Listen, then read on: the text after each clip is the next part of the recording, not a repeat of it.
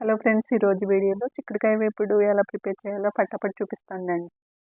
1.5 కప్పుల చిక్కుడుకాయలు నేను తీసి శుభ్రంగా కడిగి ఒక బౌల్లో వేసి స్టవ్ మీద పెట్టాలి. దీనిలో 2 టీ గ్లాసుల వాటర్ని వేసి 1/2 టీ స్పూన్ పసుపు, 1/2 టేబుల్ స్పూన్ ఉప్పు వేసి మూత పెట్టి మీడియం ఫ్లేమ్లో ముక్క మెత్తపడే వరకు ఉడికించాలి.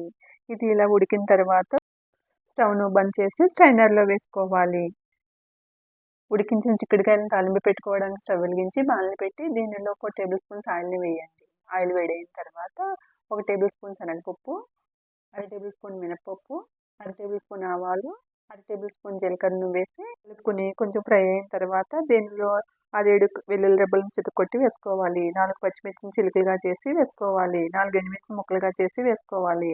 4 రెమ్మల కరివేపాకు వేసి దీనిలో 1/2 టీ స్పూన్ పసుపు, 1/2 టేబుల్ స్పూన్ ఉప్పు వేసి కలుపుకోవాలి. పోపు వేగిన తర్వాత ఉడికించి పెట్టుకున్న చిక్కుడుకాయ ముక్కలను వేసి 2 నిమిషాలు మీడియం ఫ్లేమ్లో వేగనివ్వాలి. దీనిలో ఒక చెక్క కొబ్బరికాయను తురుముకుని అంటే 6-7 టేబుల్ స్పూన్స్ కొబ్బరి తురుమును వేసుకుని కలుపుకోవాలి. కొబ్బరి తురుము వేసిన వెంటనే స్టవ్ను బంద్ చేయాలి. అంతేనండి, ఎంతో టేస్టీగా ఉండే చిక్కుడుకాయ వేపుడు రెడీ. Thank you all.